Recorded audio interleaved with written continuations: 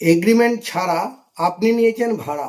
Agreement ছাড়া ঘর ভাড়া দেওয়া বা ঘর ভাড়া নেওয়া মোটেই উচিত নয়, কিন্তু ঘটনাচক্রে অনেক সময় এই ধরনের ঘটনা ঘটে থাকে। মৌখিকভাবে বিশ্বাস করে হয়তোবা আপনি এগ্রিমেন্ট ছাড়া ঘর ভাড়া নিয়েছেন বা পরে এগ্রিমেন্ট করব বলে ভেবেছেন, কিন্তু তা আর করা হয়নি। ভাড়াটিয়া এগ্রিমেন্ট থাকলে ভাড়াটিয়া উচ্ছেদ করা যেমন সহজ হয়, তেমনি ভাড়াটিয়া নিজেকে আইনত ভাড়াটিয়া বলে প্রমাণ করতে সক্ষম হয়। কিন্তু মুশকিল হলো যখন ভাড়াটিয়া এগ্রিমেন্ট থাকে না, তখন মালিক ও ভাড়াটিয়া দুজনেরই সমস্যা হয়। এগ্রিমেন্ট না থাকলে কিভাবে ভাড়াটিয়া উচ্ছেদ করা সম্ভব তা নিয়ে আমার একটি ভিডিও লিংক ডেসক্রিপশনে দেওয়া আছে, চাইলে দেখে নিতে পারেন। কিন্তু ঠিক তার উল্টোটাও ভাবতে হবে।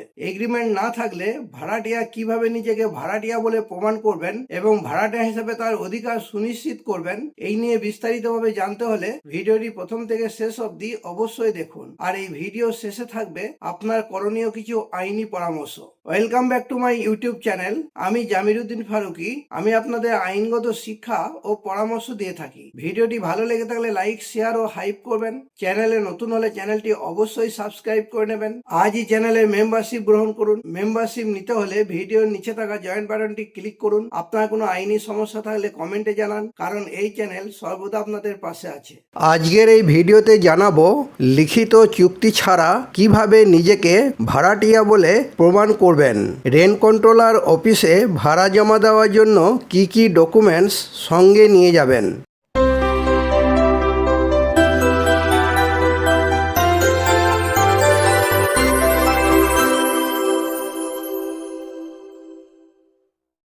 লিখিত চুক্তি ছাড়া কিভাবে নিজেকে ভাড়াটিয়া বলে প্রমাণ করবেন।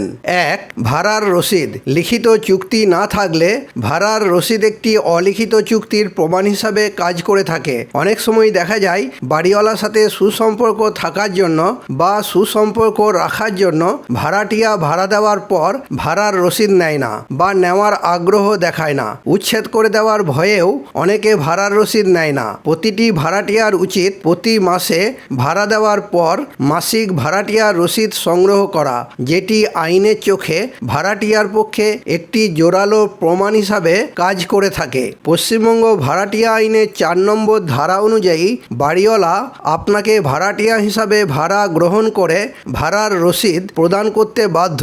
লিখিত চুক্তি না থাকলেও যদি আপনার কাছে ভাড়ার রসিদ থাকে, তাহলে আপনি আইনত একজন বৈধ ভাড়াটিয়া। তবে ভাড়ার রসিদে বাড়িওয়ালা স্বাক্ষর ও তারিখ অবশ্যই উল্লেখ থাকতে হবে।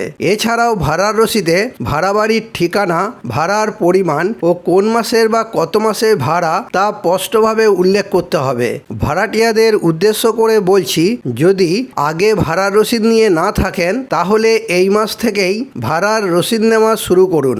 বিশেষ করে যাদের লিখিত ভাড়াটিয়া এগ্রিমেন্ট নেই, তারা অবশ্যই ভাড়ার রসিদ নিয়ে রাখবেন, কারণ ভাড়াটিয়া প্রমাণ করতে এটি একটি গুরুত্বপূর্ণ ডকুমেন্টস। 2. ডিজিটাল পেমেন্ট বা ব্যাংক স্টেটমেন্ট। নগদ টাকায় ভাড়া না দিয়ে ব্যাংক ট্রান্সফারের মাধ্যমে বা ইউপিআই এর মাধ্যমে ভাড়া দিতে পারেন। যেমন NEFT, IMPS, PhonePe, Google pay ইত্যাদির মাধ্যমে ভাড়া প্রদান করলে আপনার কাছে ভাড়া দেওয়ার একটা প্রমাণ থেকে যাবে। ব্যাংক স্টেটমেন্টে হাউস রেন্ট ফর মান্থ উল্লেখ থাকলে তা আদালতের লিখিত চুক্তির মতোই শক্তিশালী প্রমাণ হিসাবে কাজ করবে। আবার আপনি চেকের মাধ্যমেও ভাড়া প্রদান করতে পারেন। এইসবের মাধ্যমে ভাড়া দিলে বাড়িওয়ালা অস্বীকার করতে পারবে না যে আপনি ভাড়াটিয়া নন। 3. মানি অর্ডারের মাধ্যমে ভাড়া প্রদান। যদি বাড়িওয়ালা ভাড়া নিতে অস্বীকার করেন, তাহলে আপনি দ্রুত পোস্ট অফিসে গিয়ে প্রাপ্তি স্বীকারপত্র সহ মানি অর্ডার করে ভাড়া পাঠান। বাড়িওয়ালা যদি মানি অর্ডারটি ফিরিয়ে দেন, তবে সেই ফেরত আসা রসিদটি আপনার জন্য সবচেয়ে বড় আইনি রক্ষা কবচ। এটি প্রমাণ করে যে আপনি ভাড়া দিতে চেয়েছিলেন, কিন্তু বাড়িওয়ালা তা নেননি। 4. ঠিকানার প্রমাণ ও ইউটিলিটি বিল। আপনি যে ঠিকানায় ভাড়াটিয়া হিসাবে রয়েছেন, সেই ঠিকানাকে বৈধ প্রমাণ করতে হলে আপনাকে কিছু প্রমাণ সংগ্রহ করে রাখতে হবে। আপনি সরকারি বা সরকারি অধীনস্থ সংস্থা থেকে কোনো পরিষেবা গ্রহণ করছেন, যেমন জলের bill, electric bill, gas bill, telephone bill বা ইন্টারনেট বিল, বর্জ্য নিষ্কাশন বিল যেটি আবর্জনা পরিষ্কারের জন্য মাসে দেওয়া হয় ইত্যাদি। যদি ব্যবসা হয় তাহলে ভাড়ার রসিদ দেখিয়ে ট্রেড লাইসেন্স বের করে রাখতে পারেন। যদি সম্ভব হয় নিজের নামে একটি ইলেকট্রিক সাবমিটার বা আলাদা মিটারের ব্যবস্থা করতে পারেন। এছাড়াও আপনি নিজের ভোটার কার্ড, আধার কার্ড ও রেশন কার্ডে ভাড়া বাড়ির ঠিকানা আপডেট করিয়ে নিতে পারেন। লিখিত চুক্তি না থাকলেও এইসব ডকুমেন্টস আপনার ঠিকানা ও ভাড়াটিয়া সত্ত্ব প্রমাণের জন্য অত্যন্ত গুরুত্বপূর্ণ ডকুমেন্টস। 5. রেন্ট কন্ট্রোলারের নিকট ভাড়া জমা। যদি সব পথ বন্ধ হয়ে যায় তাহলে একজন আইনজীবীর মাধ্যমে ভাড়া জমা দেওয়ার জন্য রেন্ট কন্ট্রোলারের নিকট আবেদন করুন। সরকারি চালান মারফত ভাড়া জমা দেওয়া শুরু করলে আপনি আইনিভাবে সম্পূর্ণ নিরাপদ। কোনো চুক্তিপত্র ছাড়াই আপনি ওই বাড়ির একজন আইনি ভাড়াটিয়া হিসাবে নথিভুক্ত হবেন। রেন্ট কন্ট্রোলার অফিসে ভাড়া জমা দেওয়ার জন্য কি কি ডকুমেন্টস সঙ্গে নিয়ে যাবেন? 1. আবেদনপত্র। পশ্চিমবঙ্গ ভাড়াটিয়া আইনের নির্ধারিত ফর্মে আবেদন করতে হয়, যেখানে ভাড়াটিয়ার নাম, পিতার নাম ও বর্তমান ঠিকানা লিখতে হবে। 2. পুরানো ভাড়ার রসিদ।